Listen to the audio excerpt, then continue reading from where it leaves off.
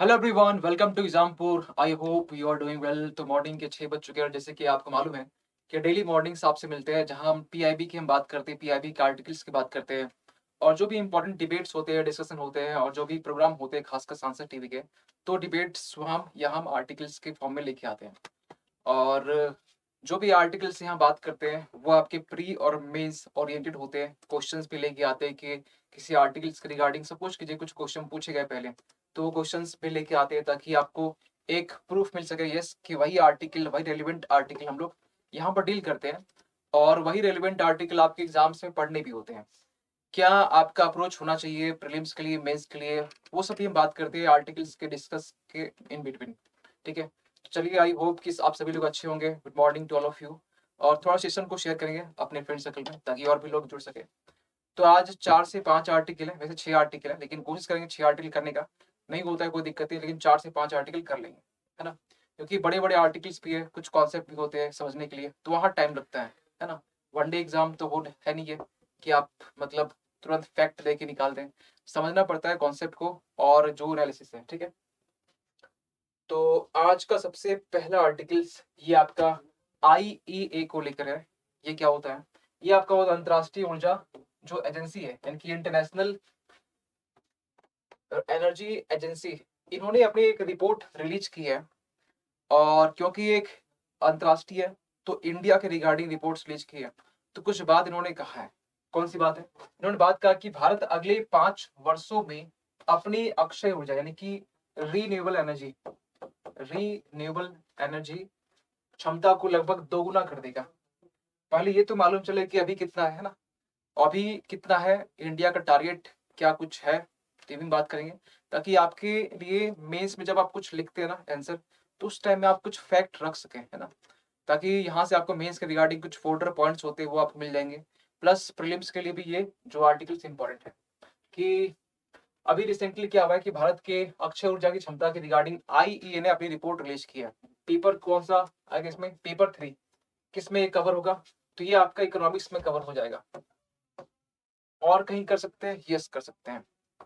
क्या होता है कि रिपोर्ट्स और इंडेक्स इंडेक्स हो गया, ठीक है।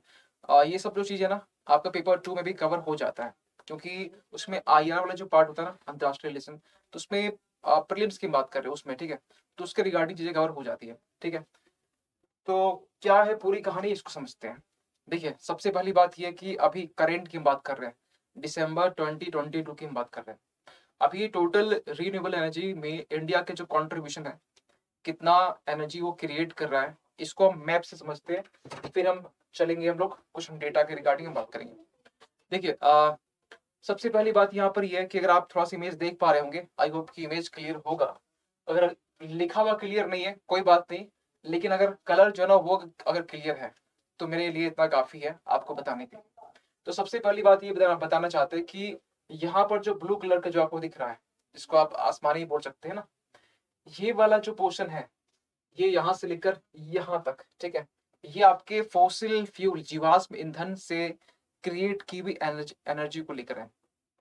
कि हम लोग, आप अप्रोक्स इसमें निकाल सकते हैं कि ये आप कितना लग रहा है, ये 60% के आसपास लग रहा है ना। तो 60% आज भी एनर्जी की जो प्रोडक्शन है, उत्पादन हम लोग कहाँ से करते हैं? तो जीवाश्म ईंधन यानी फोसिल फ्यूल से करते हैं। पहली बात, कुछ लोग हमें देख रहे होंगे, यार सर यही सर ही है ना, ये बड़ा चिल्ला बिला के लिए आए, ठीक है सर, थोड़ी सी आगे रखें। मतलब हमें लगा कि ठंड का टाइम है, 2 महीने का टेंशन फ्री हो जाते हैं। और आप लोग का भी एग्जाम सामने है, तो जो लोग जहाँ तक ये कंफर्ट है, जहाँ तक आप लोग कंफर्ट फील करें, मेल फीमेल को छोड़ के, ठीक है, मेल के लिए ये खास करें, अपने बाल के साथ में एक्सपेरिमेंट कर सकते हैं। आप बोले सर आपकी क्या जरूरत पड़ी है? अब हमें ही पढ़ाना होता है, आपको पढ़ाना होता है, हमें अपनी नॉलेज को अपडेट करना होता है डेली बेसिस पर, है ना। ऐसा नहीं कि हम किसी एक चीज में स्टिक रहते हैं। हर एक फील्ड की हम बात करें, science and tech, economics, polity, geography, economics, environment, हर एक फील्ड के बारे में नॉलेज गेन करना, उसको थोड़ा रिसर्च करना, ये मेरा काम होता है। जितना डेप्थ हम जा सकें, नहीं तो 1 घंटे क्लास में जितना कंटेंट हम लेके आते हैं, उतना कंटेंट तैयार करने में ना मेरे ख्याल से पूरा 24 आवर्स लगते हैं। उसमें भी 1 घंटा डिलीवर करना भूल जाते हैं लोग, है ना। लेकिन यहाँ पर ऑलमोस्ट सब कुछ चीज़ें अ, बनी रहती है, ठीक है। चलिए, तो फॉसिल फ्यूल की बात करें, ये आपका समथिंग 60% के आसपास लिखा होता नहीं, 60% मान के चलिए, ठीक है। उसमें भी कॉन्ट्रीब्यूशन है। फॉसिल फ्यूल में कौन कौन से आते हैं? कोयला आता है, कोल आता है। तो अगर आप ये बाहर का जो आप पेरिफेरल आप देख पा रहे होंगे, ठीक है, ये कोल का है, यहाँ पर जो है ये गैस का है, ठीक है, ये लिग्नाइट से भी हम लोग क्रिएट करते हैं। तो ये तीन है जहां से फॉसिल फ्यूल के जरिए हम लोग एनर्जी क्रिएट करते हैं। इसके बाद येलो कलर का जो दिख रहा है आपको, ये येलो कलर का और थोड़ा ग्रीन कलर का, ये आपका ग्रीन को तो अभी छोड़ दीजिए, ठीक है, येलो ग्रीन बात करें क्या है। येलो जो है ये आपका रिन्यूएबल एनर्जी से है, यानी कि अक्षय ऊर्जा से उत्पादन की हुई जो एनर्जी है उसके रिगार्डिंग है। उसमें भी डिवीजन है, क्योंकि आपको मालूम है कि सोलर एनर्जी भी होता है ना, विंड एनर्जी भी होता है, पवन ऊर्जा भी होता है। तो यहाँ पर सोलर एनर्जी यहाँ पर है, कितना है आप देख सकते हैं, ठीक है। आपको एक लाइन ड्रॉ करते रहे, ठीक है, यहाँ से लेकर यहाँ तक, ठीक है, यहाँ से लेकर यहाँ तक ये आपका सोलर है, ठीक है। फिर यहाँ से लेकर यहाँ तक ये आपका विंड है। तो आप सोचेंगे सर ये तो लमसम एक ही लग रहा है हमें, ठीक है, कुछ 19-20 का डिफरेंस होगा, एक ही लग रहा है। यस, एक ही है ऑलमोस्ट। ये जो आपका ग्राफ है या फिर जो पाई चार्ट है सोलर और विंड एनर्जी का, ऑलमोस्ट सेम है, ठीक है। अब यहाँ पर नेक्स्ट में है ये आपका हो गया बायोलॉजिकल बायोलॉजिकल जो आपके क्या बोलते हैं उसको, ये पावर होगी, फ्यूल हो गया, ठीक है। यानी कि इसमें आप बोल सकते हैं कि बायोकेमिकल हो गया, है ना। इसमें आपका हो गया एक, तो इसमें कौन सा लिखा हो, यहाँ हमें नहीं दिख रहा है, यस, हाइड्रो का हो गया, ठीक है, हाइड्रो का हो गया, HY कर देगा। तो ये आपका हाइड्रो को इतना में हो गया, यानी वाटर से एनर्जी क्रिएट करना, ठीक है, ये आपका इतना हो गया। और न्यूक्लियर के यहाँ पर लास्ट में देखिए, वैसे तो सबका नाम आपको मालूम होगा, क्लास में भी हम बात करते रहते हैं। न्यूक्लियर का जो है ना, न्यूक्लियर ना ही इसमें आएगा ना ही इसमें आपका आएगा, इसको अलग से रखे हुए हैं। न्यूक्लियर वही न्यूक्लियर है जिससे हम लोग न्यूक्लियर बॉम्ब बनाते हैं। तो न्यूक्लियर का यूज आपने एक आर्टिकल डिस्कस किए थे जहां हम बात किए थे कि डुअल यूज, जब वास्कुलर अरेंजमेंट को हम जब पढ़ा रहे थे इसी मंथ के आर्टिकल्स में, दिसंबर में, तो आपसे हम डिस्कस किए थे कि उसमें जो भी न्यूक्लियस के हम जो खासकर एक्सपोर्ट करते हैं, तो उसका डुअल यूज है, यानी कि उसका दो यूज हो सकता है। दो यूज कौन सा? एक तो सिविलियन यूज, सिविलियन मतलब क्या हुआ कि इसमें या तो हम लोग अपने डेली लाइफ के लिए, लाइट्स के लिए, जो है इलेक्ट्रिसिटी के लिए, इसके रिगार्डिंग यूज करना। एक हो गया एक डिफेंस वॉर के लिए, है ना, एक वॉर के लिए, यानी कि एक अच्छे के लिए एक बुरा के लिए, सिंपल सी बात है। तो यहाँ पर न्यूक्लियर एनर्जी की यहाँ बात करें अच्छे वाले, है ना, ग्रीन, तो ये इसको नहीं रखें क्योंकि ये भी लिमिटेड है, ये भी लिमिटेड, लेकिन ये आपका जीवाश्म में नहीं आता है। ये आपका जो मटेरियल्स होते हैं, जो केमिकल्स है होते हैं, खासकर एलिमेंट्स कंपाउंड, उसके उसमें ही आपका आता है, ठीक है। तो इसको अलग रखे हुए हैं। तो ऑलमोस्ट हम कह सकते हैं कि फोसिल फ्यूल का जो कॉन्ट्रीब्यूशन है, जो परसेंटेज, वो ज्यादा है, ठीक है। अब कुछ बात कर लेते हैं डबल करने का जो एक मोटो है, गोल है, ये अभी रिसेंटली कहा गया है आर्टिकल्स में, लेकिन अभी कितना है? अभी जो है ना, खासकर रिन्यूएबल एनर्जी, हम यहाँ बात कर रहे हैं अक्षय ऊर्जा, ठीक है, हम यहाँ बात कर रहे हैं अक्षय ऊर्जा की। तो अक्षय ऊर्जा यानी रिन्यूएबल एनर्जी से अभी तक का जो डेटा कहता है कितना एनर्जी हम लोग क्रिएट किए हैं, 145 गीगावाट तक में। डेटा इसको लिख लीजिए, ये काम आएगा मेंस में लिखने में, डेफिनेटली ये काम आएगा, ठीक है, डेफिनेटली हम कह रहे हैं। क्योंकि जब आप मेंस देंगे तो ऐसा नहीं कि ये डेटा बढ़ के अचानक ये 500 हो जाएगा, ऐसा भी तो नहीं है ना। वैसे 500 गीगावाट का हमारा टारगेट है ना, 500 GW, यहाँ पर गीगावाट ही है, ठीक है, लेकिन ये आपका पूरा इंग्लिश ले लिया, ठीक है, यानी गीगावाट जो है ना, ये 2030 तक हमारा टारगेट, इंडिया का टारगेट क्या है कि रीन्यूएबल एनर्जी से जो एनर्जी है वो क्रिएट करने का जो टारगेट है 2030 तक में 500 गीगावाट है। उसमें हम लोग कितना किए, 1/3 किए होंगे, 1/3 ही है ये ना, 1/3 से वैसे कम है, 1/3 के आसपास मान चलिए। तो 1/3 हम लोग किए, अभी 2/3 बाकी है। और ये आई होप कि जब का मेंस होगा तो उसमें नहीं हुआ होगा, हम इतना ही किए डेटा, आप उसमें भी काम आएगा डेफिनेटली। और एनर्जी के फील्ड में क्वेश्चन पूछे जाते हैं, एक तो क्वेश्चन पूछ लेते हैं, इसलिए डेटा को उसको लिख लीजिएगा। अच्छा, एक चीज हम लोग जानते हैं कि हम लोग रिन्यूएबल एनर्जी के ऊपर डिपेंड क्यों है, क्योंकि ये सबसे पहला एक इनकी इसका एक सिग्निफिकेंस क्या है कि स्वच्छ ऊर्जा, क्लीन एनर्जी, सोलर एनर्जी से जो एनर्जी क्रिएट होगा वो क्लीन एनर्जी होगा। विंड एनर्जी से जो एनर्जी क्रिएट होगा वो आपका क्लियर एनर्जी होगा, है ना। तो सबसे बड़ा बेनिफिट ये है। एक यहाँ पर एक टर्म है पीवी, ये पीवी यानी फोटो वोल्टिक, वोल्टिक, ये क्या होता है? इस सेल बोलिए मॉड्यूल बोलिए, बात बराबर है, ठीक है। देखिए, जब आप सोलर सेल लगाते हैं, जो पैनल बोलते हैं, पैनल है ना, सोलर पैनल, तो पैनल लगाने में कुछ तो बोलते हो ना, उसे बोलते हैं फोटो वोल्टिक पैनल या photovoltaic cell, photovoltaic module, जो बोलिए आपकी इच्छा है। तो ये पीवीडब्ल्यू मॉड्यूल जो है, इसकी आयात शुल्क यानी कि इसकी जो इम्पोर्ट ड्यूटी की बात करिए 40% बढ़ा दिया गया है। ये अभी जो पीछे कॉन्टेक्स्ट देखें ना, इसी कॉन्टेक्स्ट में आपका ये आपका बढ़ाया गया है। आप बोलेंगे सर ये तो बढ़ा दिया गया, तो यहाँ पे इंडिया में तो सोलर एनर्जी से जो एनर्जी क्रिएट होगा वो तो महंगा हो जाएगा। महंगा जरूर होगा, लेकिन हम लोग ये क्यों किए ये सुन लीजिए। चाइना से हम लोग इम्पोर्ट करते हैं, ठीक है, और चाइना के जो पीवी मॉड्यूल है यानी सेल है, उसके ऊपर इम्पोर्ट ड्यूटी बढ़ा दी, यानी कि वो जो यहाँ बेचेगा उसके ऊपर सरकार को पहले उस सेल का 40% सरकार को दो, होगा ना इम्पोर्ट ड्यूटी, उसके बाद आप यहाँ बेच सकते हो। तो कोई भी मतलब सेलर जो है ना, कोई भी कंट्री ये नहीं चाहे कि यार इम्पोर्ट ड्यूटी सरकार को देना पड़ रहा है एक्स्ट्रा, ठीक है। तो इससे क्या होगा, हमारी जो डोमेस्टिक जो घरेलू जो मार्केट है, जो बाजार है, उसको बचा सकते हैं। यानी कि हम लोग फोकस कहाँ कर रहे हैं ये बढ़ाने के पीछे, ये बढ़ा दिए इसलिए क्योंकि हम लोग इंडिजेनसली, यानी कि हम लोग इंडिया के अंदर में ही हम लोग इसको डेवलप कर सकें, यहाँ के जो मैन्युफैक्चरर है इसको डेवलप कर सके, इसके लिए इसको किया गया है। जब भी इम्पोर्ट ड्यूटी बढ़े तो आप ये मान के चलना, दो चीजें होगी, आयात शुल्क, दो चीजें हो सकती है। एक तो पहला ये कि जो घरेलू बाजार है, जो मार्केट है, इसको बचाने के लिए, या ये यहाँ की जो इंडिजेनसली, ठीक है, इंडिजेनसली उस सेल की जो उत्पादन है बढ़ाने के लिए, प्रोडक्शन, ठीक है। दूसरी बात ये है कि उस प्रोडक्ट पे या तो कुछ ना कुछ एरर होंगे, कुछ इश्यूज होगा, कुछ मुद्दा होगा, कुछ कमी होगी। क्योंकि आपने देखा होगा कि यूरोपियन यूनियन में आपने देखा होगा कि इंडिया से कुछ स्टील, आयरन, एल्युमिनियम के खासकर इंपोर्ट में उन्होंने खासकर क्या लगा दिया, टैरिफ पर लगा दिया, है ना। आपने देखा भी हो, ग्रीन टैरिफ जिसको बोला गया, ग्रीन टैरिफ या ग्रीन आप कस्टम ड्यूटी बोल सकते हैं। ग्रीन किस किस नाम से, क्योंकि ये उस जगह पर जाएगा, क्योंकि ये जब भी बना होगा तो कहीं ना कहीं पॉल्यूशन में जो पॉल्यूशन पॉल्यूशन क्रिएट किया होगा इसके रिगार्डिंग, ठीक है। तो यहाँ पर ये जो बढ़ाना, आयात शुल्क को बढ़ाना, ये इंडिकेट करता है कि या तो उस प्रोडक्ट में कुछ ना कुछ कमी होगी। दूसरी बात ये कि या तो उस या हमारे जो घरेलू जो मार्केट है, डोमेस्टिक जो मार्केट है, इसे बचाना चाहते हैं, इसे प्रोटेक्शन देना चाहते हैं, जिसे हम लोग शॉर्ट टर्म प्रोटेक्शनिज्म की पॉलिसी बोलते हैं, जो कि यूएसए डोनाल्ड ट्रम्प के टाइम में ये बेसिकली यूज किया था बहुत ज्यादा, अपने डोमेस्टिक मार्केट को बचाने के लिए, डोमेस्टिक जो कंपनीज को बचाने के लिए, ठीक है।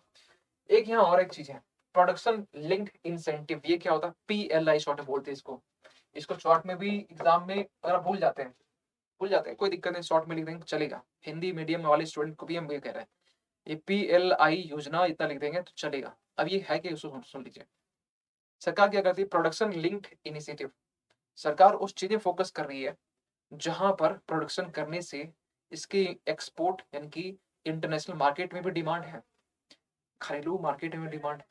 तो सरकार इसके लिए प्रोडक्शन लिंक्ड इनिशिएटिव ये लॉन्च की हुई है, ताकि इसमें सरकार कुछ इंसेंटिव भी देगी, है ना, कुछ सरकार भी कुछ हेल्प कर देगी, जाओ कर देते हैं, ताकि प्रोडक्शन अच्छे से हो, घरेलू डिमांड को पूरा किया जा सके, और जो इंटरनेशनल जो डिमांड है उसको भी पूरा किया जा सके। तो इसमें घरेलू जो डिमांड है ना, पहले यहाँ आते हैं, और यही की हम बात कर रहे हैं, ठीक है। फिलहाल अभी प्रोडक्शन लिंक्ड इंसेंटिव जो है ना, इंसेंटिव में क्या, यानी कि सरकार कुछ ना कुछ देगी आपको, नाम में मतलब क्लियर मेंशन है, प्रोडक्शन यानी कि उत्पादन में, लिंक्ड कुछ चीजें लिंक जो होती है, इनिशिएटिव, जो प्रोडक्शन आप करेंगे वो लिंक किससे, इंसेंटिव से। सिंपल सी बात है, नाम में इसका पूरा डेफिनेशन है। तो 9 गीगावाट तक जो फोटोवोल्टेक जो सेल है, इसके मैन्युफैक्चरिंग में, इनके सेल की बात करें, फोटो वोल्टेक सेल की बात कर रहे हैं, यानी सोलर पैनल की बात कर रहे हैं, सिंपल सी बात है। तो इसको आप लिखते ऐसे ही लिखते हैं। तो इसके मैन्युफैक्चरिंग में 9 गीगावाट इसकी जो क्षमता है, जो कैपेसिटी है, इतनी जो सोलर पैनल है इसको मैन्युफैक्चर करनी होगी, और इसके लिए सरकार ने इंसेंटिव भी देने के लिए अनाउंस भी किया है, पीएलआई स्कीम के तहत में। ये भी एक बहुत अच्छी बात है, सरकार की अच्छी पहल है। इसके बाद यहाँ पर एक सरकार ने ये पहल नहीं बोलेंगे, लेकिन ये हम बोल सकते हैं एक परियोजना है, जो कि ये आपके ऊपर डिपेंड करता है, हमारे ऊपर डिपेंड करता है। कौन सा? रूफटॉप पीवी आपका परिनियोजन। ये क्या होता है? रूफटॉप यानी कि छतों में जो सोलर पैनल लगे होते हैं खासे घर घर में, इसके लिए भी सरकार जोर दे रही है। क्योंकि क्यों सरकार के ऊपर डिपेंड रहे इलेक्ट्रिसिटी दे का बिल भेजना फिर देना, इससे अच्छा ये कि आप अपने घर पे अगर 4 पैनल लगा लेंगे, ठीक है, तो आपके घर की बिजली हमेशा बनी रहेगी। ये एक फ़ायदा होता है। लेकिन कुछ कुछ नुकसान भी है कि अगर आप या इंडिविजुअली अगर आप इस चीज़ को इंस्टॉल करते हैं अपने छत पे, इलेक्ट्रिसिटी कभी-कभी ज़्यादा हम लोग कंज़्यूम कर लेते हैं गर्मी के टाइम में, तो गर्मी टाइम में सोलर जो सनलाइट भी ज़्यादा होता है। लेकिन फिर भी कभी-कभी ज़्यादा कंज़्यूम होता है, तो उस टाइम में कहीं न कहीं एक एनर्जी क्राइसिस हो सकती है कभी-कभी, है ना? कभी-कभी हो सकती है। कोई बात नहीं, इन्वर्टर की भी सुविधा है। तो ये भी कभी-कभी काम आएगा। एक लास्ट में डिस्कॉम्स। डिस्कॉम्स क्या होता है? ये आपके इलेक्ट्रिसिटी डिस्कॉम्स डिस्ट्रीब्यूशन कंपनी है। डिस्कॉम्स का मतलब क्या हुआ? इलेक्ट्रिसिटी डिस्ट्रीब्यूशन कंपनीज़, है ना? ये क्या करती है? देखिए ये जो है ना, जो भी इलेक्ट्रिसिटी प्रोड्यूस करती है, बिजली जो बनाती है, उससे बिजली खरीदती कौन है? ये डिस्कॉम्स कंपनी। ये डिस्कॉम कंपनी खरीदती है और इसको फिर डिस्कॉम्स इसको फिर घर-घर तक भेजती है। अपने आपके घर तक, हमारे घर तक। तो ये भी घाटे में जा रही है। आप सोच रहे हो कि सब बिजली जो बना, वहीं से डायरेक्ट बिजली मेरे यहाँ आती है। ऐसा नहीं होता है। उसके बीच में जैसे इलेक्ट्रिसिटी जो है ना, सपोज़ कि इलेक्ट्रिसिटी आपका यहाँ बना, ठीक है? ये बन रहा है आपका इलेक्ट्रिसिटी, ठीक है? कुछ और तो नहीं बन गया? सही है। ये आपका हो गया इलेक्ट्रिसिटी जहाँ बन रहा है, ठीक है? ऐसे ही बनाते हैं। इसको ऐसे कर देते हैं, ठीक है? और यहाँ से बना, ये आपका डिस्कॉम गया और डिस्कॉम से आपके घर तक पहुँचता है। तो डिस्कॉम्स कंपनी अभी कुछ सालों से घाटे में चल रही थी। तो अभी थोड़ी बहुत सरकार ने भी इंसेंटिव देना ट्राई किया, ये किया है स्टार्ट, और अभी थोड़ी बहुत ये हेल्दी पोजीशन में है। तो इनकी भी खासकर मतलब डिस्ट्रीब्यूशंस की बात करें तो डिस्कॉम्स की भी जो बोल सकते हैं इनकी जो योगदान बहुत बड़ी है। क्यों? क्योंकि ये खरीदना, बेचना इससे मालूम होता है कि क्या मार्केट का डिमांड है और किस तरीके से प्राइस रखना है। सारा बोझ इसके ऊपर होता है, ठीक है? तो ये हो गया कुछ इसके बारे में कुछ इम्पोर्टेंट सा कुछ पॉइंट, ठीक है? आई होप कि हर एक पॉइंट आपको समझ में आ गया होगा, ठीक है? अगला आर्टिकल हम बात करते हैं। अगला आर्टिकल आपका है करप्शन को लेकर है, और वो भी इंडिया में। इंडिया में जो भ्रष्टाचार की हम बात करते हैं उसके रिगार्डिंग क्या कॉन्टेक्स्ट है? कॉन्टेक्स्ट ये है कि अभी 9 दिसंबर जो है ना, 9 दिसंबर जो कि इसी मंथ की बात कर रहे हैं, तो 9 दिसंबर हम लोग सेलिब्रेट किए किस चीज का? तो हम लोग anti corruption day, anti corruption यानी कि भ्रष्टाचार विरोधी आप बोल सकते हैं कि दिवस, ये हम लोग सेलिब्रेट किए 9 दिसंबर को। अब ना एक सवाल निकल के आता है कि ये हम लोग सेलिब्रेट किए, लेकिन कुछ नया कुछ हुआ क्या? यस, कुछ नया हुआ। सीबीआई ने अभी इसके लिए यहाँ पर सुरक्षा के लिए अनिवार्य शर्त पर अंतर्राष्ट्रीय भ्रष्टाचार विरोधी दिवस, इनके लिए ना यहाँ पर एक anti corruption efforts non for development and security, मतलब क्या? भ्रष्टाचार विरोधी प्रयास, विकास और सुरक्षा, ये बना, ठीक है? यहाँ से लेकर यहाँ तक ये आपका इन्होंने क्या किया? इन्होंने बेसिकली ऑर्गेनाइज किया। इसमें ये बताया गया कि करप्शन किस तरह से तरीके से हमारी इकोनॉमी के लिए, देश के लिए किस तरह दीमक की तरह है, और ये हर एक ऑफिस, हर एक ब्यूरोक्रेट में, हर एक आ, पोस्ट में, पोजीशन में कहीं न कहीं लोग इसमें इन्वॉल्व हैं, ये भी बोला गया। लेकिन आप सोच रहे हो सर ये तो सही है, लेकिन करप्शन क्या होता है? जो लोग खासकर नहीं है, खासकर उनके लिए जो लोग यूपीएससी के फील्ड में पहली बार जंप किए हैं कि हमें देखते यूपीएससी क्या होता है, कैसे निकलता है, तो उनके लिए डेफिनेशन आपका जानना बड़ा इंपॉर्टेंट है। सुनते तो होंगे करप्शन करप्शन करप्शन, क्या होता है करप्शन? करप्शन का मतलब ये हुआ कि अगर आप पब्लिक ऑफिस को, ध्यान सुनेंगे, अगर आप पब्लिक ऑफिस को पर्सनल पर्पस से, ठीक है, पर्सनल मोटो से या फिर पर्पस से अगर आप यूज करते हैं, पब्लिक ऑफिस को पर्सनल मोटो से यूज करते हैं, या फिर आप ये भी मान चलिए आपकी जो पावर है, देखिए आपकी पावर को आप मिसयूज करते हो, ये भी आप बोल सकते हो। लेकिन जो पब्लिक ऑफिस, सिंपल जो पब्लिक ऑफिस है, पब्लिक ऑफिस को पर्सनली आप यूज करते हो, तो आपका एक करप्शन है। अब इस करप्शन में आप सोच लीजिए कि अगर आप जो पब्लिक की जो प्रॉपर्टीज है या पब्लिक की जो ऑफिस है, अगर उसमें आप वहाँ के कुछ भी चीजें अगर आप पर्सनल चीजें यूज करते हैं तो क्या करप्शन का पार्ट है? छोटा हो चाहे बड़ा हो, यस, छोटा हो चाहे बड़ा हो, लेकिन छोटे को अभी हम लोग इग्नोर करते हैं, सरकार भी इग्नोर कर देती है, पर क्योंकि बड़ा भी टारगेट हमारा है ना। तो पब्लिक ऑफिस पर्सनल पर्पस के लिए यूज करें तब इसको बोलेंगे ये आपका करप्शन है, ये आपका भ्रष्टाचार है। ठीक है, इसमें और क्या हम बात कर सकते हैं? तो कुछ और पॉइंट बात करते हैं। जैसे देखिए, अगर हम बात करें इंडिया की, तो इंडिया के बारे में कुछ बातें की गई है। अब इन्होंने ऑर्गेनाइज किया, इन्होंने ये नहीं कहा, लेकिन अब ये बातें कुछ हम कहते हैं अपनी साइड से। इंडिया की जो रैंकिंग है, खासकर करप्शन परसेप्शन इंडेक्स में, करप्शन परसेप्शन इंडेक्स 2021 की हम बात कर रहे हैं, पिछले साल की बात में, क्योंकि अभी इस साल नहीं आया है, ठीक है। तो इस साल की हम बात करें, तो सॉरी पिछले साल की, तो इंडिया की रैंकिंग 85 है। ये आप लिख लीजिए, क्योंकि हो सकता है कि अगर अभी आ गया, ठीक है, 22 का 23 में आ गया, ठीक है। तो अगर इस 23 में भी आता है, आपके एग्जाम से पहले आता है, तो कहीं ना कहीं आप इसको अपडेट कर सकते हैं। लेकिन अभी की कंडीशन क्या बोलेंगे, जो लास्ट रिपोर्ट है वही ना। तो लास्ट के सूचकांक के अकॉर्डिंग 85 है आउट ऑफ 180 कंट्री में। तो 180 देश में, 180 देश में इंडिया की रैंकिंग 85 है। आप समझ रहे हो? मतलब बुरी है, अच्छी नहीं, बहुत बुरी है। कोई बात नहीं, लेकिन हम ये भी देखते हैं कि करप्शन होने से क्या क्या इसमें नुकसान हो सकता है। अगर हम बात करें, क्योंकि मेंस में क्वेश्चन बन सकते हैं करप्शन रिगार्डिंग, अब इतना आसान भी क्वेश्चन नहीं पूछता आजकल के टाइम में, लेकिन फिर भी अब टॉपिक आया तो आप कहीं ना कहीं डिस्कस करना तो बनता है। करप्शन होने से क्या क्या हमारे लिए, देश के लिए, एक पर्सनल, एक इंडिविजुअल, एक सोसाइटी, एक राष्ट्र के लिए कौन कौन सा एक नुकसान, जो चैलेंजेस है वो हमें देखने को मिलता है।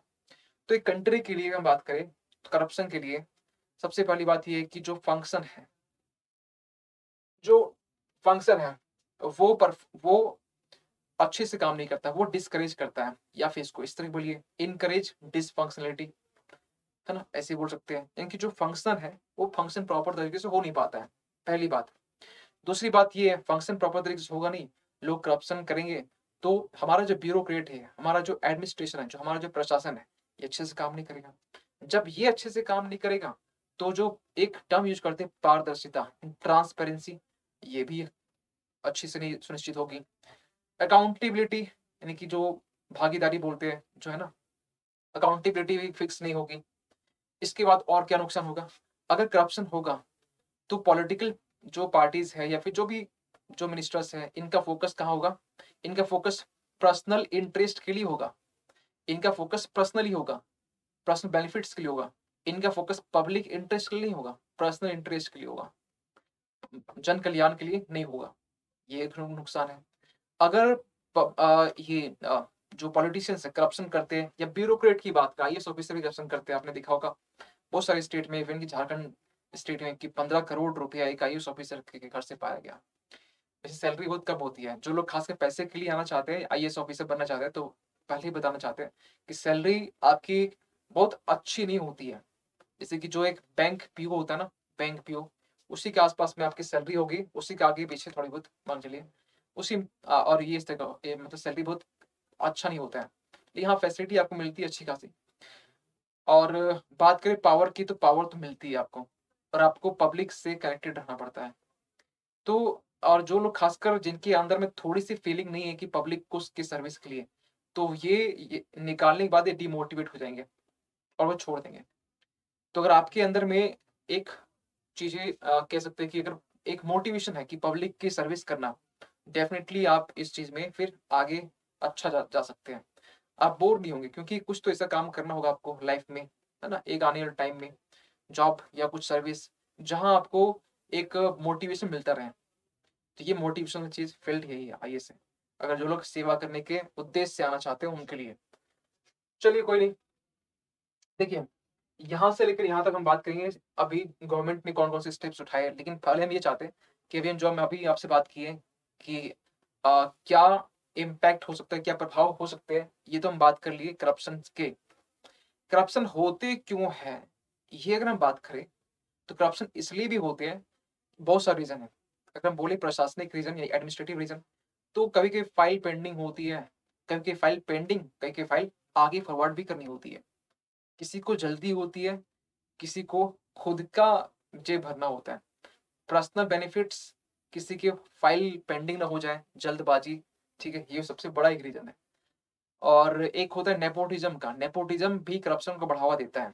अगर आप आईएएस ऑफिसर हो तो आपका चाचा का लड़का जो है ना, वो अच्छा एक मतलब गुंडे किस्म का लड़का है, लेकिन फिर भी क्योंकि चाचा है ना, तो वो बचाएगा ही, वो उसके बेनिफिट के लिए काम करेगा ही, कुछ भी क्राइम करे। ये जो नेपोटिज्म है, ये भी करप्शन को बढ़ावा देता है, नेपोटिज्म खासकर। अब ट्रांसपेरेंसी, अकाउंटेबिलिटी फिक्स नहीं होती है, तो ये भी बढ़ावा देता है। तो ये सब कुछ-कुछ कारण है। आगे हम बात करते हैं कौन-कौन से सरकार ने स्टेप्स उठाए करप्शन को हटाने के लिए। ये डायमेंशन एग्ज़ाम्स के लिए बड़ा इम्पोर्टेंट है, क्योंकि जब भी क्वेश्चन पूछा जाएगा, तो आपसे ये डायमेंशन डेफिनिटली लिख लीजिए इसको आप, कि करप्शन को हटाने के लिए सरकार ने क्या किए हैं और आप क्या कर सकते हैं। जो चैलेंजेस है उसको बस पॉजिटिवली लिख दीजिए, वही आप कर सकते हैं। लेकिन एक डायमेंशन आपका ये भी होगा, क्योंकि ये आपके लिए बहुत ज़्यादा इम्पोर्टेंट है। देखिए, सरकार ने एक एसआईटी बनाई थी, किसके लिए? काले धन के लिए, ब्लैक मनी के लिए। स्पेशल इन्वेस्टिगेशन जो टीम होती है, एसआईटी की हम बात कर रहे हैं, वो बनाया गया था, ठीक है? ताकि ब्लैक मनी को कर्ब कर सके। एक ये स्टेप हो गया। दूसरा स्टेप हो गया बेनामी लेन-देन निषेध संशोधन अधिनियम 2016। देखिए, बेनामी प्रॉपर्टी जो एक्ट है, अमेंडमेंट हुआ था 2016 में, और इसमें साफ-साफ ये बोल दिया गया कि जो भी अ, जो पॉलिटिशियंस हैं, जो भी आपके ऑफिसर्स हैं, इस अगर मतलब जो बेनामी प्रॉपर्टीज़ है, जो बिना किसी नाम का है, उसको अथॉरिटी जो सरकार है, अपने कैप्चर में ले सकती है, अपनी अथॉरिटी में ले सकती है। ये भी कहीं न कहीं ब्लैक मनी या फिर बोल सकते हैं कि करप्शन को कम करने के लिए भी ये बड़ा इम्पोर्टेंट है। भ्रष्टाचार निवारण अधिनियम दो 1988। देखिए, 1988 में ये आपका लाया गया था, लेकिन 2018 में इसको थोड़ा-सा संशोधन किया गया, 2018 में, और संशोधन करके थोड़ा-सा बदलाव ये किया गया कि जो स्ट्रिक्ट पनिशमेंट के जो प्रोविजन्स है, प्रावधान है, यानी कि दंड के जो प्रावधान है, उसको स्ट्रिक्ट किया गया। ये बोला गया कि आप जो भी पब्लिक ऑफिस है, अगर ये लोग अगर करप्शन में इन्वॉल्व होते हैं, तो स्ट्रिक्ट एक प्रोविजन्स होगा पनिशमेंट का। फिर भी लोग कहाँ डर रहे हैं? फिर भी लोग नहीं डर रहे। इसके बाद में सूचना का अधिकार अधिनियम, और एक आपका व्हिसिल्स ब्लोअर्स संरक्षण अधिनियम, यानी कि व्हिसिल ब्लोअर्स जो कंजर्वेशन एक्ट है, वो आपको हो गया। दोनों के बारे में ना पता है, एक चीज़ बोलते हैं, दोनों ट्विन सिस्टर हैं। ट्विन सिस्टर क्यों बोलते हैं? इसलिए बोलते हैं क्योंकि दोनों कहीं न कहीं एक-दूसरे का काम आसान करते हैं। कैसे? तो आईटी जो आपका सूचना अधिकार जो अधिनियम है, इससे कहीं न कहीं आप जो एक पारदर्शिता है, जो ट्रांसपेरेंसी बनी रहती है, क्योंकि आप सरकार से कुछ ना डेटा कि सरकार ने प्रधानमंत्री मातृ वंदना योजना में कितना खर्च किया है, आप इसका डेटा ले सकते हैं। आपके पास ये राइट्स हैं। आप सिंपल सी बात है, आप इसमें जो राइट टू इन्फॉर्मेशन है एक्ट है 2005, इसके तहत में आप आरटीआई फाइल कर सकते हैं और इन्फॉर्मेशन आपको मिल जाता है। ठीक है? डिफेंस में क्या चल रहा है ये इन्फॉर्मेशन नहीं लेना आप। ठीक है? कुछ-कुछ चीज़ एक्सेप्शन है। ठीक है? ये नहीं करना आप। व्हिसल ब्लोअर्स क्या करता है कि आप जिस ऑफिस में काम कर रहे हैं, तो वहीं से आप एक जासूस की तरह काम करते हैं। आप बोलते हैं खुफिया जासूस। अपनी ऑफिस में, क्योंकि आपकी ऑफिस में कुछ चीज़ें सही नहीं चल रही है, तो वहाँ पर आप कहीं न कहीं जो वहाँ की जो इन्फॉर्मेशन है, उसको आप लीक करवाते हो, क्योंकि अ, वो जो पोस्ट है, वो जो पद है, वो जो ऑफिस है, इसकी बोल सकते हैं जो ट्रांसपेरेंसी बनी रहे। जो भी गड़बड़ी हो रही है उस ऑफिस में, वो चीज़ें सही हो सके।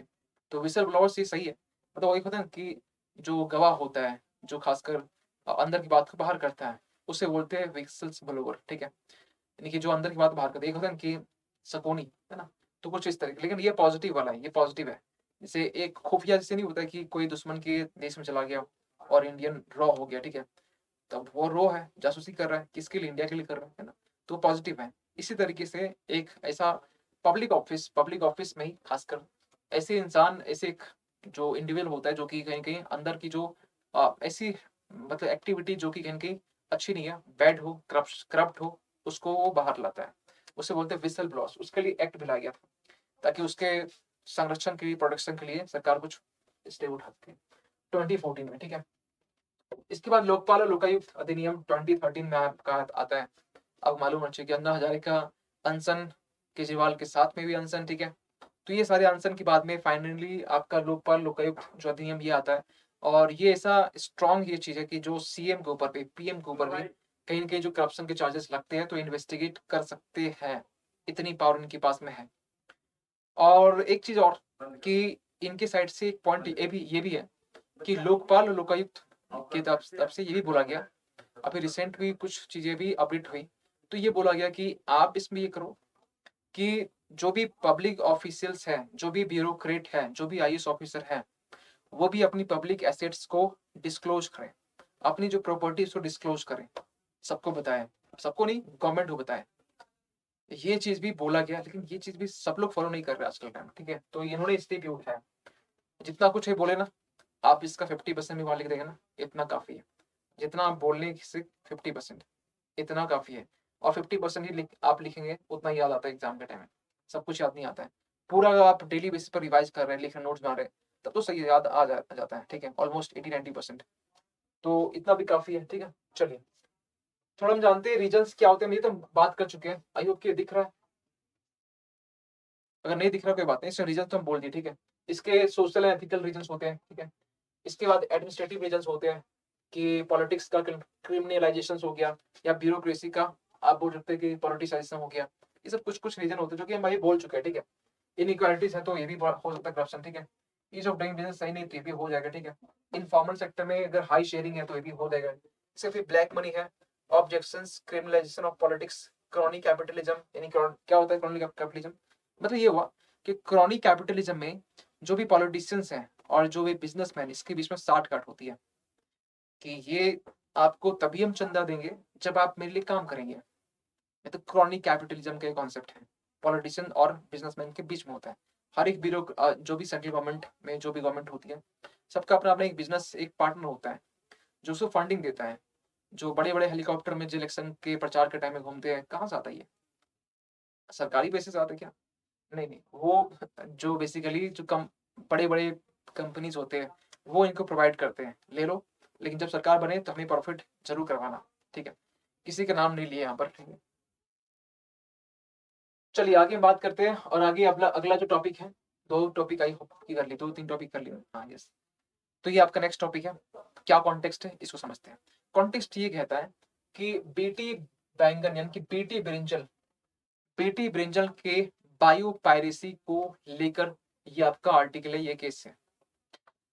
क्या है आर्टिकल्स, क्या है कॉन्टेक्स्ट, इसको समझते हैं, फिर हम बात करेंगे कि क्या इसकी थोड़ा डिटेल्स है ना।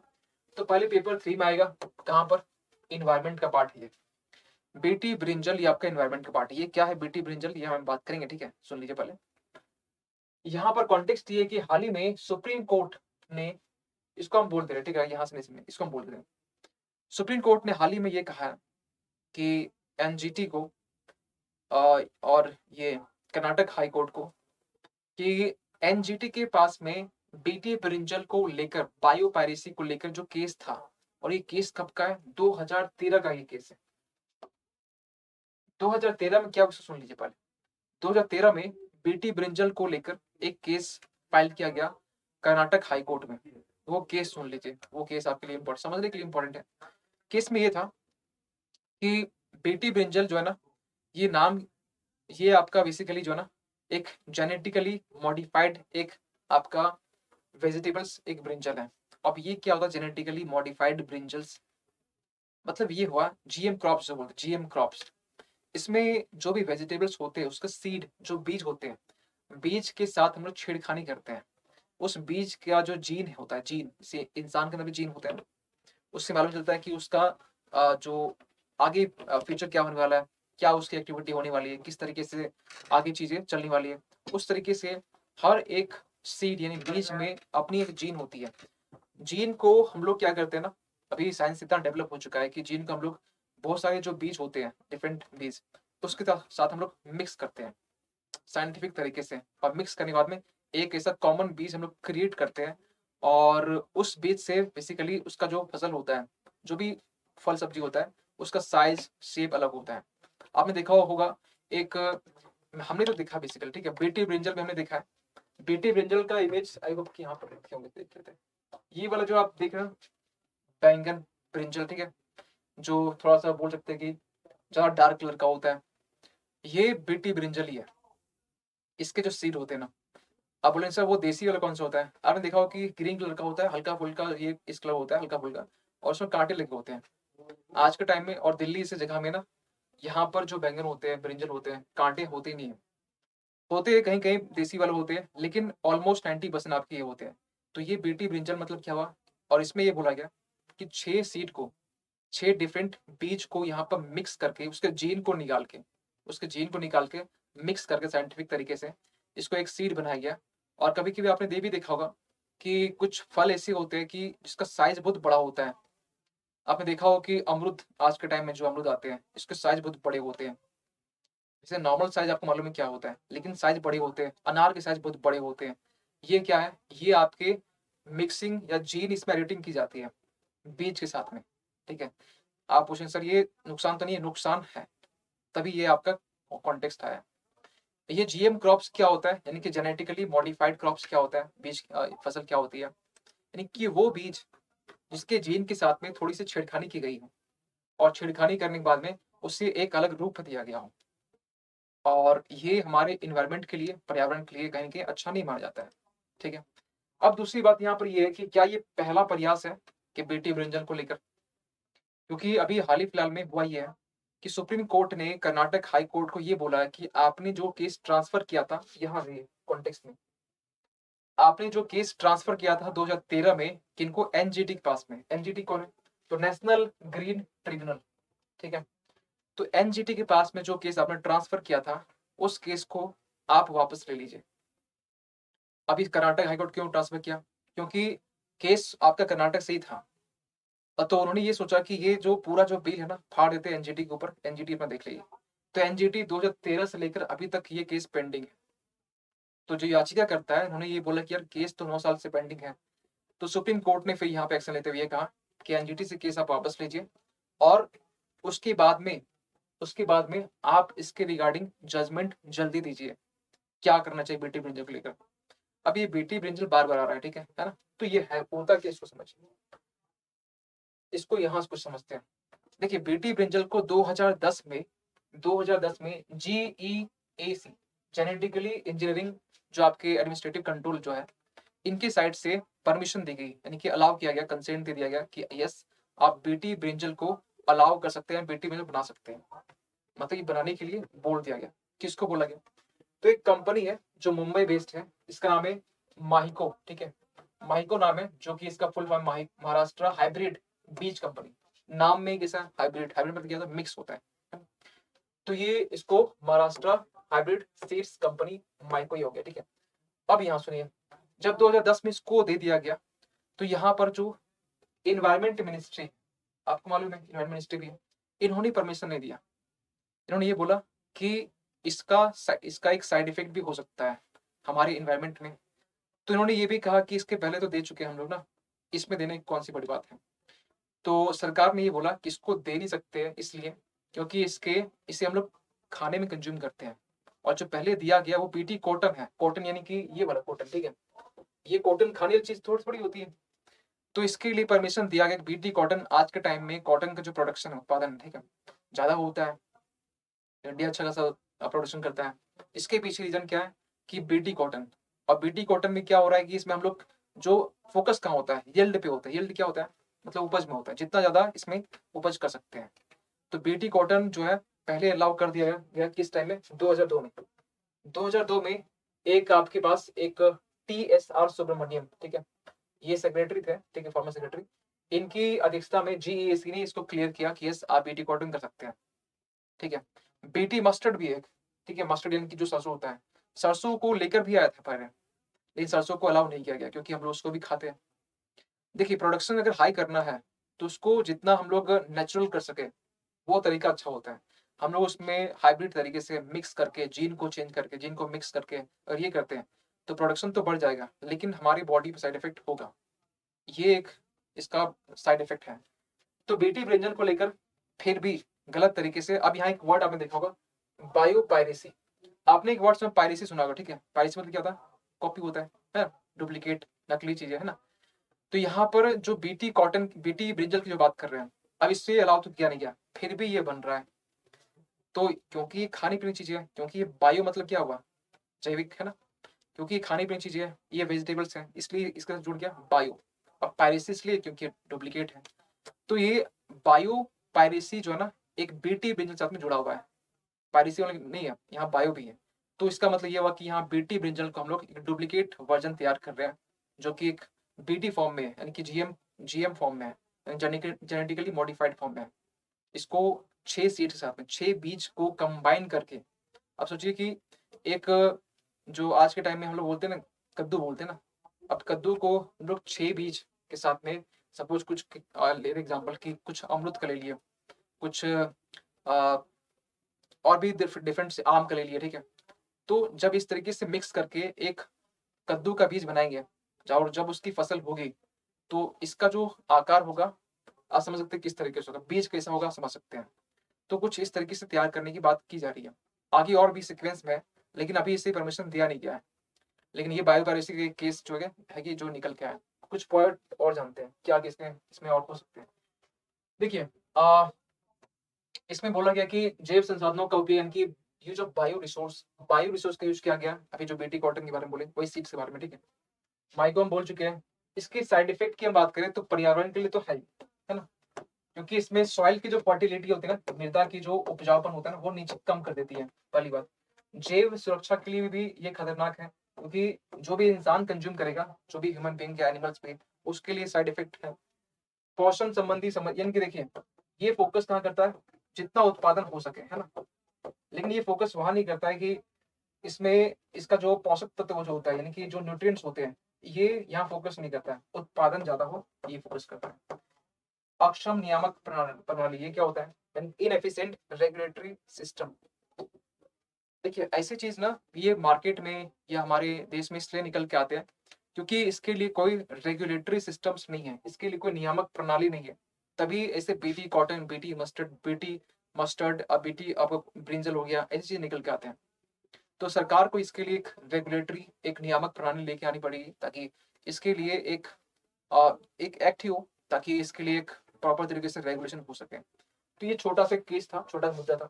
इसके लिए आपसे क्वेश्चन क्या पूछे जाएंगे कि अभी तक में क्या जीएम के थ्रू से कोई भी बीटी ब्रिंजल या मस्टर्ड या बीटी कॉटन, कॉटन भी होगा इसमें, क्या अभी तक डेवलप किए तो गए हैं, लेकिन वो खाने वाली चीज नहीं है। कॉटन किया गया, बीटी ब्रिंजल मस्टर्ड भी आपके पेंडिंग है। जीईएसी ने कर दिया, लेकिन जो मिनिस्ट्री है उन्होंने इसको पेंडिंग कर दिया, ठीक है। तो फिर इसकी बायो पायरेसी हो रही है। ये इसका पूरा आर्टिकल था, ठीक है। कुछ पॉइंट और भी हमें लगता है कि आपके एग्जाम के लिए इंपॉर्टेंट है, ठीक है। अगला आर्टिकल आपका है मुस्लिम्स महिलाओं के लिए न्यूनतम विवाह योग्य आयु बढ़ाने को लेकर, ठीक है। बढ़ाने को लेकर है। क्या है पूरा मुद्दा, इसको समझते हैं। और क्या आपको तो मालूम होना चाहिए ना एक चीज, कि एक फीमेल के लिए और एक मेल के लिए जो मिनिमम एज है वो कितना है। तो फीमेल के लिए 18 है, आपको मालूम होगा, और मेल के लिए आपका 21 है, ये सबको मालूम है ना? लेकिन ये आपने क्या ये सोचा कि इस्लाम धर्म में क्या ये 18 और 21 का जो फॉर्मूला है क्या फॉलो होता है? वहां पर ये नहीं होता है। तो इसी को लेकर ये पूरी आपकी स्टोरी है।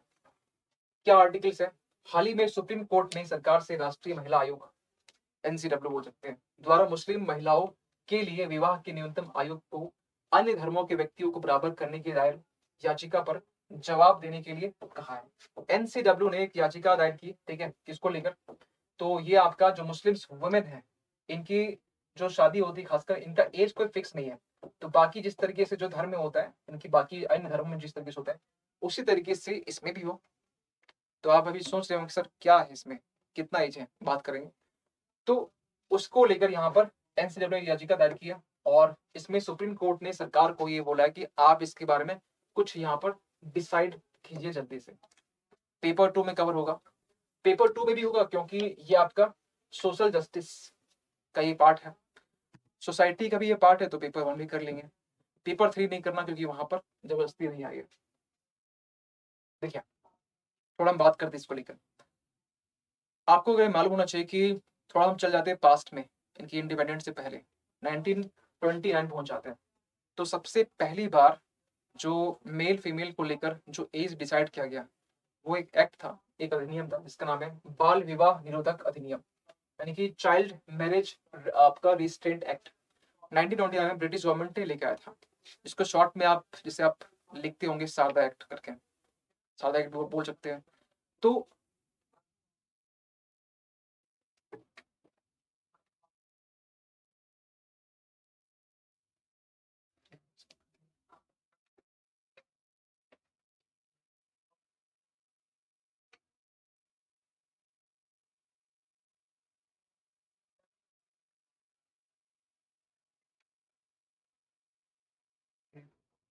चलिए, आई होप कि अब सही होगा। तो कहाँ थे हम लोग? ये शारदा अधिनियम में थे हम लोग। तो 1978, अब ये कौन सा टाइम है? तो ये वो टाइम है जिस टाइम में 1929 का जो CMRA जो आपका एक्ट है, उसको यहाँ पर संशोधन किया गया। और संशोधन करने के बाद में आपको मालूम होना चाहिए कि इसकी एज बदलती रही है। 18 आपका फीमेल का किया गया, ठीक है, और मेल के लिए 21। तो ये हम लोग जो बोलते आ रहे हैं ना, तो 1978 में यही वो एक्ट था जिसमें बदलाव किया गया, और उस समय से हम लोग मानते आ रहे हैं कि 18 और 21 का एक रेशियो आपका बना हुआ है। अब इसके बाद में भी कुछ सारे बहुत सारे एक्ट आए, तो वह हम बात करेंगे। लेकिन हम चाहते हैं पहले ये सुन लीजिए कि इस्लाम धर्म में किस तरीके से ये डिसाइड होता है कि किसकी शादी कब होनी है कब नहीं होनी है। एक वर्ड इंग्लिश में यूज करते हैं, पॉवर्टी, ठीक है। एक होता है एक पॉवर्टी होता है जो कि गरीबी होता है, एक होता है पॉवर्टी, ठीक है। अच्छे से इसको पढ़ सकते, पॉवर्टी, PUBRT, यानी कि इसका हिंदी युवा अवस्था होता है। यानी कि जब फीमेल इस्लाम धर्म में जब कोई फीमेल युवा अवस्था में पहुंच जाती है, उसमें डिसाइड नहीं है। आज के टाइम में जो खान पान जो लाइफ स्टाइल है उसके इसको देखते हुए आज के टाइम में 13 से 15 साल की जो फीमेल होती है वो मतलब पॉवर्टी का जो स्टेज है वो अचीव कर लेती है। तो वैसे तो 18 से कम ही है। तो इसको लेकर यहाँ पर एक टेंशन वाली बात है कि जब पॉवर्टी यानी युवा अवस्था जब अटेंड कर लेती है, ये आपका बिलो 18 भी हो सकता है, ठीक है, बिलो 18 भी हो सकता है। इश्यू को लेकर बस एक चिंता की बात है। तो यहाँ पर 18 और 21 का फॉर्मूला यहाँ फॉलो नहीं होता है। इस्लाम धर्म में साफ साफ लिखा हुआ है, पर इसको हम अच्छे अच्छे अच्छे से तसल्ली किए, बहुत सारे आर्टिकल्स को हम थोड़ा देखे, थोड़ा रिसर्च किए, उसके बाद में हमें मालूम चला कि ये सच में है, क्योंकि ये यूट्यूब में हम पढ़ा रहे हैं, है ना, क्योंकि गलती ना हो सके इसके लिए। तो पहले देखने के बाद में, क्योंकि कुछ भी मिस्टेक्स बड़ा बाउंडर हो सकता है। तो ये आपका इसमें हुआ, ठीक है। नेक्स्ट में यहाँ पर खासकर जो बाल विवाह को लेकर बहुत सारे एक्ट अधिनियम भी बनाए गए। जो फॉर एग्जाम्पल कि 2006 में एक आपको मालूम होना चाहिए बड़ा पॉपुलर था, बाल विवाह निषेध अधिनियम 2006 में लाया गया था। ये भी बहुत पॉपुलर था और ये चाइल्ड मैरिज को प्रोहिबिट कर रहा था। ये भी आपका एक पॉइंट भी आता है। इसके बाद हमारे और भी जो रिलीजन्स हैं, जैसे हिंदू हो गया, आपकी बाकी जो अदर रिलीजन हो गए, उनके लिए भी एक्ट है, अधिनियम है। फॉर एग्जाम्पल ये कि Hindu marriage act, Hindu marriage जो एक्ट है 1955 का, इसमें भी कहीं ना कहीं जो 18 और 21 का जो फॉर्मूला है ये आपका यहाँ भी गिवन है। इसके बाद एक स्पेशल मैरिज एक्ट भी है, विशेष विवाह अधिनियम। अच्छा, ये किसके लिए? हिंदू धर्म को छोड़कर सिख, क्रिश्चियंस, आपके जैन, पारसीस, बुद्ध बुद्ध का बौद्ध धर्म हो गया, ठीक है, इसके लिए जो विवाह का यानी कि मैरिज की जो प्रोविजन है ये आपके यहाँ पर गिवन है 1954 में, ठीक है। तो क्या इसमें हिंदू का नहीं, इसमें हिंदू का नहीं है, इसमें हिंदू का है, ठीक है। तो ये हो गया कुछ पॉइंट इसके रिगार्डिंग। आई होप कि ये पॉइंट आपको भी समझ में आया होगा। एक ना एक क्वेश्चन और एक चीज है, क्योंकि क्वेश्चन भी पहले पूछे गए child marriage regarding, child marriage होना सोसाइटी में इम्पैक्ट क्या हो सकता है। आई होप कि बहुत लोगों को कुछ पॉइंट मालूम होगा चाइल्ड मैरिज होने से क्या इसके प्रभाव पड़ सकते हैं। पहली बात तो ये कि सोसाइटी में चाइल्ड मैरिज होना एक आर्टिकल हम पहले भी करा चुके हैं, इसलिए बस उसको रिवाइज करवा दे रहे हैं। या आप रिवाइज नहीं करते खुद से, हमें कराना पड़ेगा। तो चाइल्ड मैरिज होना इस पीछे कारण क्या था हम पहले बोल चुके थे, पॉवर्टी, गरीबी। एक तो गरीबी होता है, लेकिन ये थोड़ा एंगल अलग है, ये थोड़ा एंगल थोड़ा अलग है। लेकिन हम एक नॉर्मल तरीके से बात करें कि चाइल्ड मैरिज क्यों होता है, गरीबी, और ये साइकिल चलता है, गरीबी है तो चाइल्ड मैरिज हो रहा है, और चाइल्ड मैरिज है तो गरीबी हो रहा है, एक पूरा साइकिल चलता है ना। अवेयरनेस नहीं होता है, एजुकेटेड जो पेरेंट्स प्लस जो फीमेल है वो भी नहीं होते एजुकेटेड, लिटरेसी रेट बहुत गिरी हुई है। फिर और भी जैसे रीजंस की बात करें तो जो सोसाइटी में जो एक पैट्रियार्कल जो माइंडसेट है वो भी एक इश्यूज है। सोशल जो स्टिग्मा वाले जो पॉइंट है ये भी आपका बहुत सारे एक इशू होता है। तो ऐसे बहुत सारे पॉइंट निकल के आते हैं जो कि कहीं इसके लिए एक रिस्पॉन्सिबल होता है। अगला आर्टिकल में बात करते हैं, आई होप कि आपका 5वां आर्टिकल है। क्या है इसमें? उर्वरक को लेकर है, सब्सिडी को लेकर है। सब्सिडी क्या होती है इसको पहले सुन लीजिए, उर्वरक तो आपको मालूम होगा ही।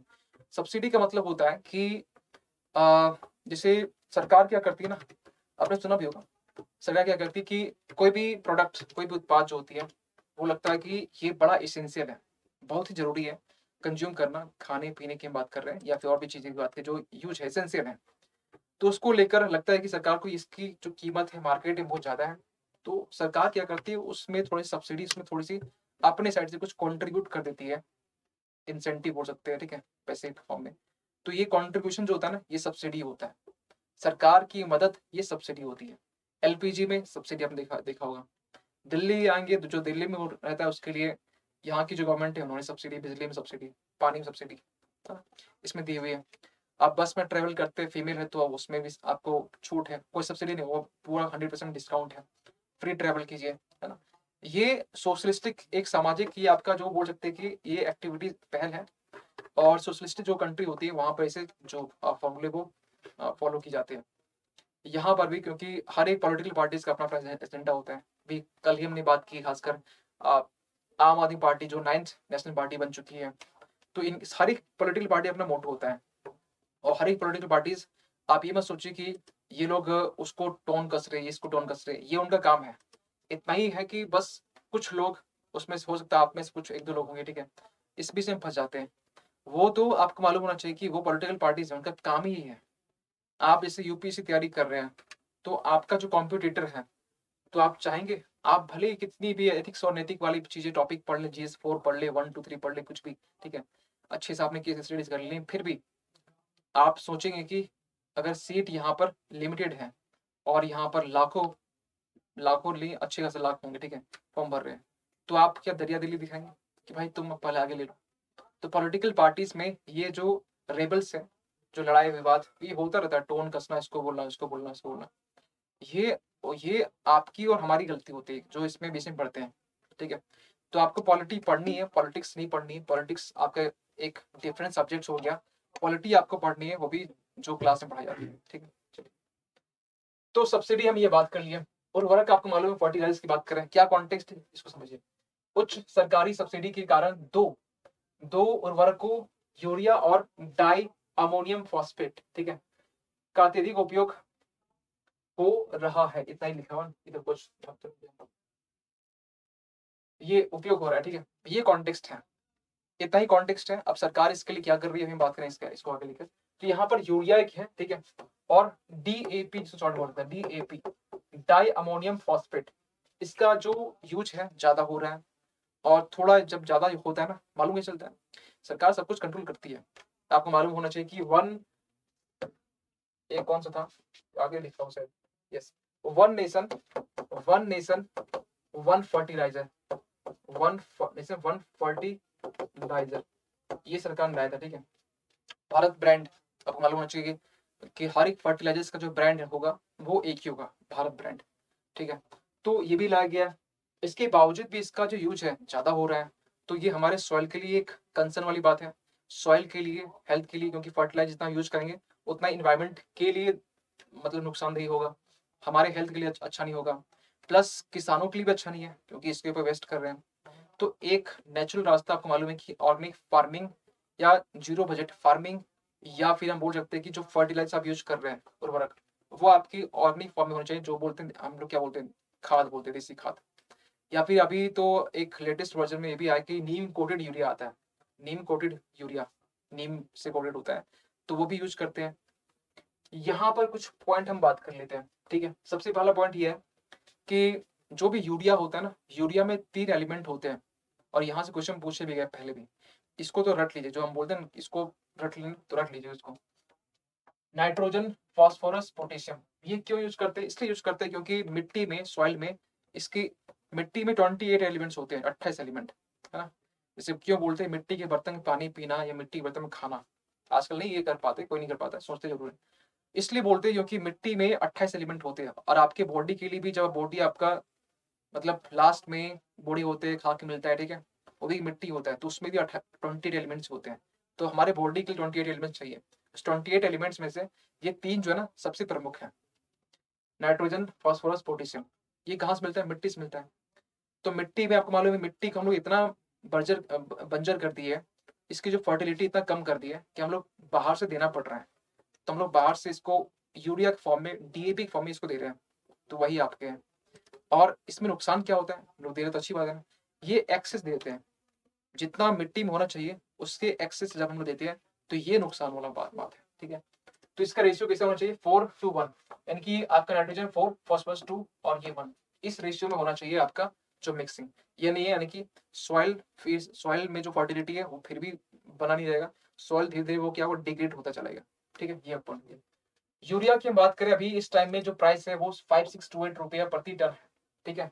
और ये कब की बात, सब्सिडी देने के बाद में, सब्सिडी देने के बाद में ये आपका प्राइस है, ठीक है, ताकि जो फार्मर्स है उसके ऊपर जो बर्डन है ये कम हो सके, है ना। एक तो बड़ा रीजन ये होता है। फिर हम बात करें गैर यूरिया उर्वरक के बारे में। देखिए, एक तो यूरिया होता है, एक तो गैर यूरिया होता है। जो यूरिया होता है उसको सरकार जो है वो कंट्रोल करती है, और जो गैर यूरिया उर्वरक होता है, जो डीएपी की हम बात करें या एमओपी की बात करें, ये सरकार कंट्रोल नहीं करती है। ये कौन करता है? ये कंट्रोल करता है प्राइवेट कंपनीज, है ना, प्राइवेट वाले करते हैं। इसमें सरकार इसमें जो सब्सिडी नहीं देती है, यूरिया में देती है। याद है, यूरिया में ही देती है। यहाँ पर दो चीज और है, कौन सा? तो डीएपी, डाई अमोनियम फॉस्फेट, और एमओपी मतलब क्या हुआ? Muriate of potash. ये दो चीज याद रखें कि फर्टिलाइजर्स हमारे तीन टाइप के होते हैं। एक यूरिया हो गया, डीएपी, एमओपी, तीन ही होते हैं। और दो आपके गैर आपके यूरिया उर्वरक हैं, और एक आपका कौन सा हो गया? यूरिया, जो कि सरकार का कंट्रोल करती है, एक आपका नहीं करती, ठीक है। इसके बाद फिर जो पहल की हम बात करें, जो कि हम बात कर रहे थे कि वो टाइम थोड़ा होने चला है, जल्दी से इसको कंप्लीट कर देते हैं। कितना है ये? इतना ही, चलो ठीक। तो यहाँ पर नीम कोटेड यूरिया हम बात कर चुके हैं, ठीक है। इसके बाद 2015 में न्यू यूरिया नीति जो लाया गया था 2015 के लिए, इसमें मुद्दे और जो प्रभाव, ये हम बात करें तो इसके मुद्दे और प्रभाव हम चाहते हैं इसको आप कमेंट सेक्शन में 3-3 पॉइंट, कि अगर हम लोग अपने फील्ड में, खेत में यूरिया फर्टिलाइजर्स यूज कर रहे हैं, इसके क्या, इसके मुद्दे यानी क्या इसके इशू हो सकते हैं, क्या इसके क्या इशू, यस, क्या इसके समस्या हो सकती है। 3 पॉइंट शॉर्ट में, एक एक वर्ड में, एक वर्ड में बोल के हम समझ जाएंगे, ठीक है। और इसके तीन, क्या इसके इम्पैक्ट यानी प्रभाव हो सकते हैं। यूरिया यूज करने के तीन प्रभाव क्या हो सकते हैं सोसाइटी में, इकोनॉमी के लिए, ये स्वास्थ्य के लिए, हर एंगल से बना सकते हैं आप, ठीक है। 3-3 पॉइंट छोटा सा लिखिएगा। ये छोटा सा आपके लिए होमवर्क है। कमेंट कीजिएगा, अगर आप क्लास में रियली आप फोकस करके देखते हैं तो इसमें कमेंट कर सकते हैं। आई होप कि ये चीजें आपके लिए बहुत आसान होगी, ठीक है। चलिए इसको यहीं तक रखते हैं, और कहानी को हम लोग यहीं तक रखते हैं, ठीक है। आपको मालूम होना चाहिए कि अभी एनसीईआरटी समर को लेकर जो भी रिसेंटली जो प्राइस है 999 है, और कूपन कोड आपके एनसीईआरटी है, ठीक है। यही कूपन कोड आपका है, और ये आपका जो ऑफर है अवेलेबल 17 दिसंबर तक ये आपका उपलब्ध है। फीचर्स आपके सब कुछ वही है, classes, live classes, workshop, class PDFs, mains answer writing, NCERT topic link, regular test हो गया। और जो लोग अभी तक ये एप्लीकेशन डाउनलोड नहीं किए, उसके लिए प्ले स्टोर जाएंगे, एग्जाम बोर्ड डाउनलोड करेंगे, इंस्टॉल करेंगे, ओपन करेंगे, नाम को रजिस्टर करेंगे, और इस तरीके से जितने फीचर्स हैं जो कि एग्जाम पर आपको प्रोवाइड कर रहा है, आप इसको एक्सेस कर सकते हैं। चाहे हम बात करें अनलिमिटेड क्विज एंड प्रैक्टिस की, फ्री प्रीवियस क्वेश्चन पेपर्स की, ऑल इंडिया एक्सक्लूसिव टेस्ट की बात करें, free PDFs, structured paid courses, job related की बात करें, ये सब कुछ आप एक्सेस कर सकते हैं। फिर भी कुछ डाउट या मन में कुछ क्वेरीज होती है तो आप इसके लिए इस नंबर पे कॉल कर सकते हैं, या कॉल कभी ना लगे तो इसके लिए आप इस नीचे वाले नंबर पे व्हाट्सअप भी कर सकते हैं, ताकि हमारी जो टीम है आपसे कांटेक्ट कर सके, ठीक है। क्लास कैसा लगा, जो भी होमवर्क दिए हैं उसको आप जरूर कमेंट में लिखना। क्लास कैसा लगा, आप अपना फीडबैक जरूर दें, गुड फीडबैक, बैड फीडबैक भी दे सकते हैं, कोई दिक्कत नहीं है, लेकिन क्लास रिगार्डिंग आप फीडबैक जरूर दें। यही है मेरे लिए मोटिवेशन होता है, ताकि आपके और भी अच्छे अच्छे कंटेंट हम लेके आ सकें, ठीक है। चलिए मिलते हैं अगली क्लास में, तब तक के लिए थैंक यू सो मच।